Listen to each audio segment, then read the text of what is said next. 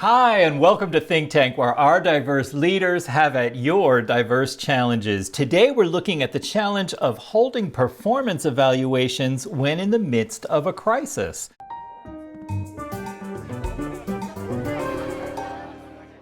I'm your host, Ray P. Ferrer, Chief Executrix at Ray Coach. Won't you join me in welcoming today's ThinqTanqers? Let's hear who are you, where you're calling in from, and what's one thing you're celebrating today. My name is Dr. Misha Mosley. I am the director of the Black Teacher Project, as well as a stand-up comedian. I am zooming in from Oakland, California, and I am celebrating 5 more days into, last week was my birthday. And so as we, for many of us, the whole month is my birthday. So I'm still celebrating that. Hi, everyone. I am Robin Ingram calling in from Baltimore, Maryland. I am the Assistant Vice President at the Fund for Johns Hopkins Medicine. You know what? Today, at the end of the day, I am going to celebrate making it through the day. It has been a crazy one, juggling family, work, commitments, and sometimes you just have to celebrate that you made it through the day and you did what you needed to do and maybe a little bit more. Yes. Well done and well said, both of you. I'm zooming in today from Winston-Salem, North Carolina. And one thing I'm celebrating is that at the end of my workday, I will have filmed a number of conversations with fabulous people and will top off my day with a Kir Royale. So I'm very happy about that today. Now, here's today's challenge sent in from a mid-level leader in the United States. They write, "Dear Think Tank, my annual performance evaluation is coming up. I work as a program manager at a large nonprofit organization." I'm hiding your identity, by the way. And we have been working virtually for the last year because of the pandemic. This year has been really rough on me. My children have become depressed and anxious as a result of social distancing, and I have an unsupportive partner at home, which means I do the majority of the parenting. My health has suffered as a result of the stress. I've gained 50 pounds. While I'm still working, I'm barely hanging on. I have mentioned this a few times to my supervisor, who seems oblivious to the challenges of the situation. I do not feel prepared to do my annual review and feel upset that we even have performance reviews with so much going on. How can I approach this process? Signed, Down in the Dumps. Well, I just want to say first to Down in the Dumps that even though that's what you're signed as, that's not who you are.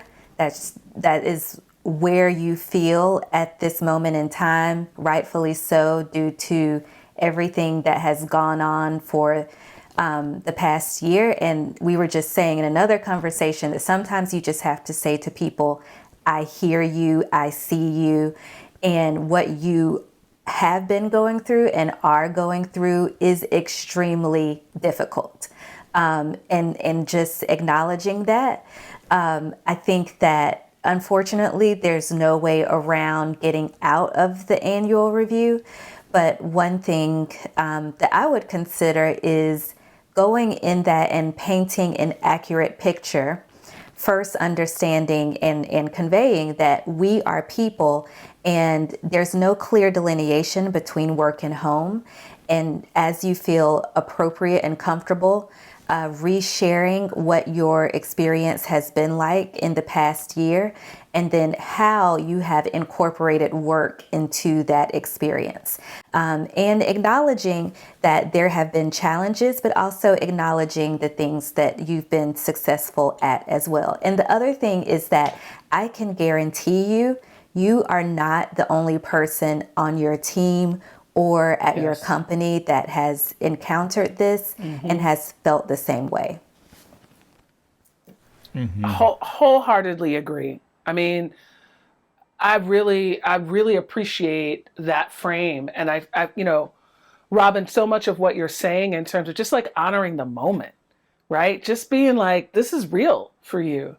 And for many of us, I think folks deal with things in a different way. And one of the things that comes up for me is thinking about questions, right? So when thinking about a performance review, what are/were the expectations for the last year. Like getting clear, like, because I know you couldn't have possibly expected me to do the same exact thing I was doing when we weren't in a pandemic. You might be oblivious, but you can't be, I mean, I'm gonna need you, come on now, right? And so I feel like some way of just like clarifying what shifts organizationally were people expected to make beyond being virtual, right? So that you and your performance manager can just kind of manage expectations of the conversations. I know typically with these types of reviews, there's some sort of written exchange before the in-person or as part of it. So that may be a space to clarify. But I really appreciate what Robin, what you were saying in terms of just like, celebrate what you're here. All this stuff going on at home and you're here. You're showing up, you're getting the work done. And so I think as you get clear for yourself, it will allow you to move into that review with a confidence, maybe, not super confident, but more confident, because you can at least write down on paper, here's how I've contributed to my work environment. But getting clear about what are we measuring against? And, for what it's worth, acknowledging there are organizations who have suspended performance reviews this year as a result of a global pandemic. But if that's not what could happen, at least getting clear about what's going on.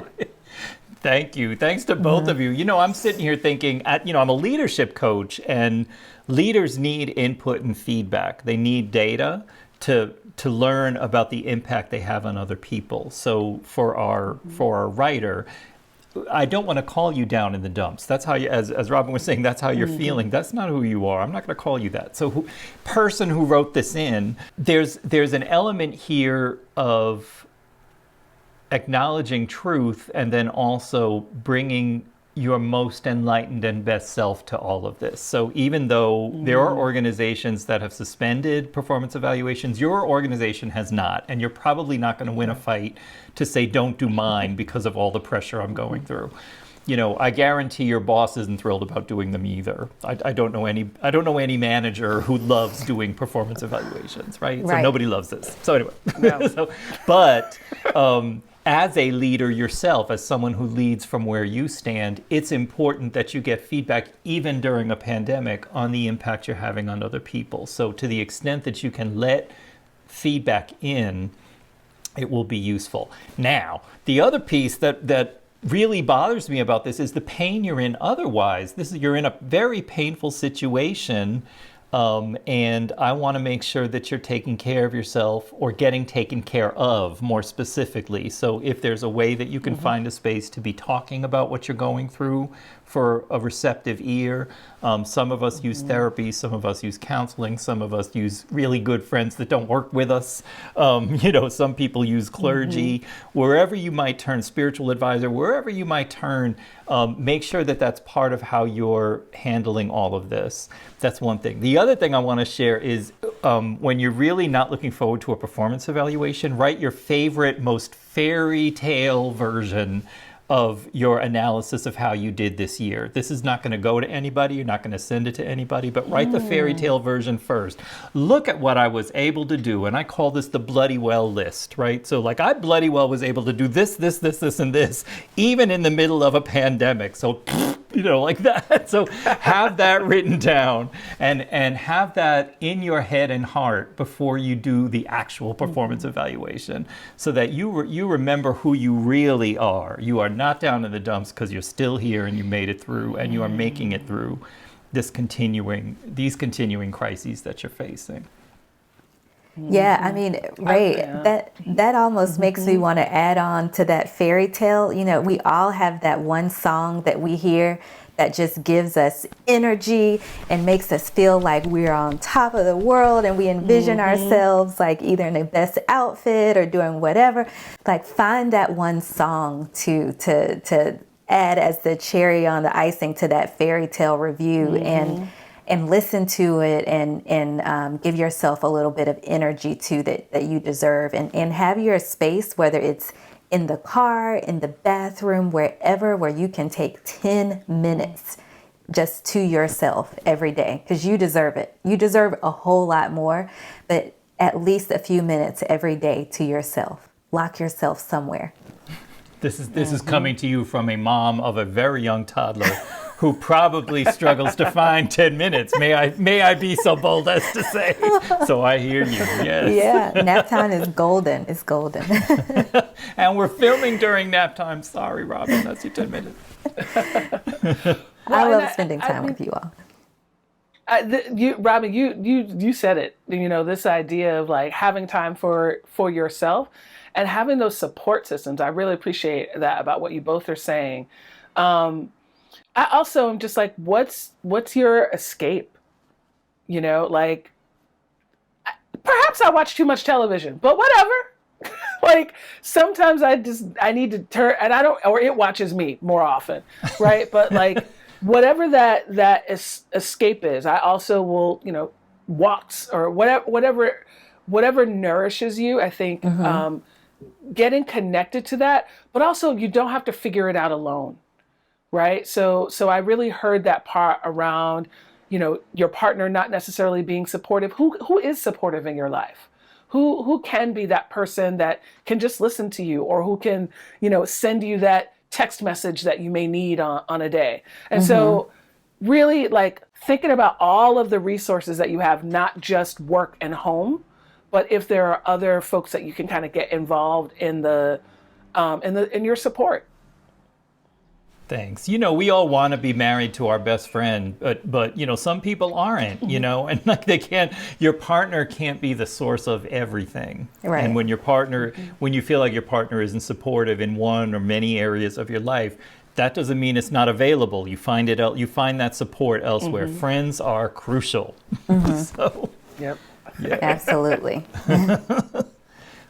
And I'm married to my best friend, so I'm lucky. But anyway, but I recognize that that's rare and not normal.